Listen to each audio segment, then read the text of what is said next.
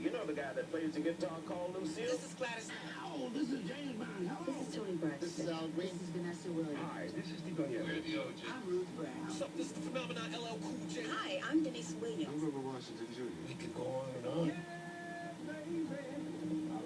Hit it, brother. Hit it, brother. Hit it, brother.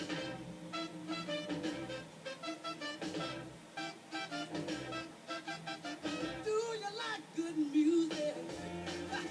Okay, we are back, and it's time to talk about basic molecular biology and genetics, and we're just going to talk first about some basic definitions: gene, genotype, phenotype, allele, locus, and some other basic terms. So let's begin with gene. What is a gene?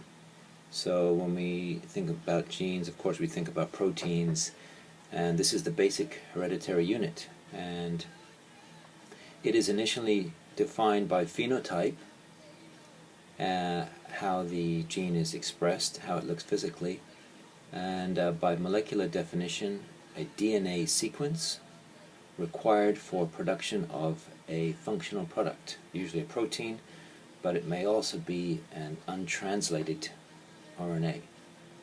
Next, genotype. Genotype is an individual's genetic constitution, either collectively at a particular loci, which is a position on the chromosome, or more typically at a single locus, at a single position on the chromosome.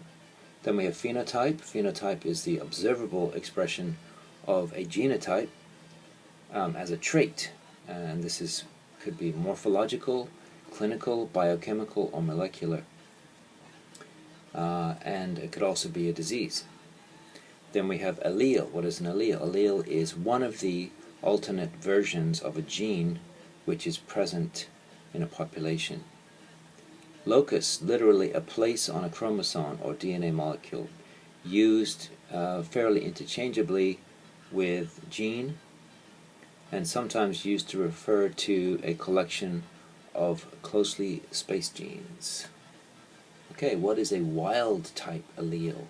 This is the normal allele, the prevailing version, which is present in the majority of individuals. Then we have a mutant allele, which is usually rare, and this differs from the wild-type allele by mutation. Mutation is any permanent change in a nucleotide, sequence, or arrangement of DNA, and polymorphism is greater than or equal to 2 relatively common alleles at a locus in the population. So this means that each has greater than 1% in the population.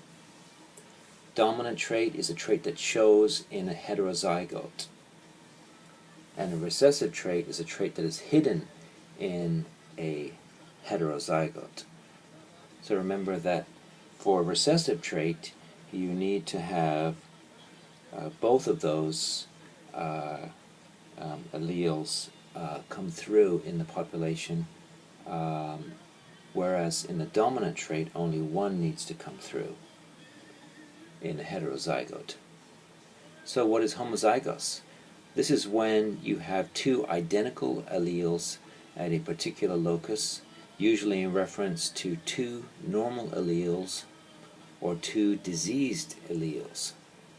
So homozygous meaning that they are identical at a particular region.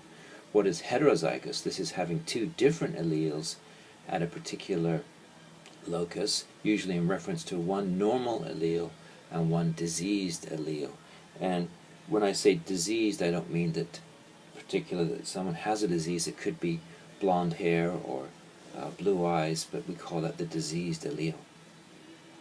And then there's compound heterozygous. In this case, it means having 2 different mutant alleles of the same gene rather than 1 normal and 1 mutant. I'll say that again. Having 2 different mutant alleles of the same gene rather than 1 normal and 1 mutant. So both are mutant alleles. Okay, so those are the basic terms, and let's get into a little more details in molecular biology and genetics.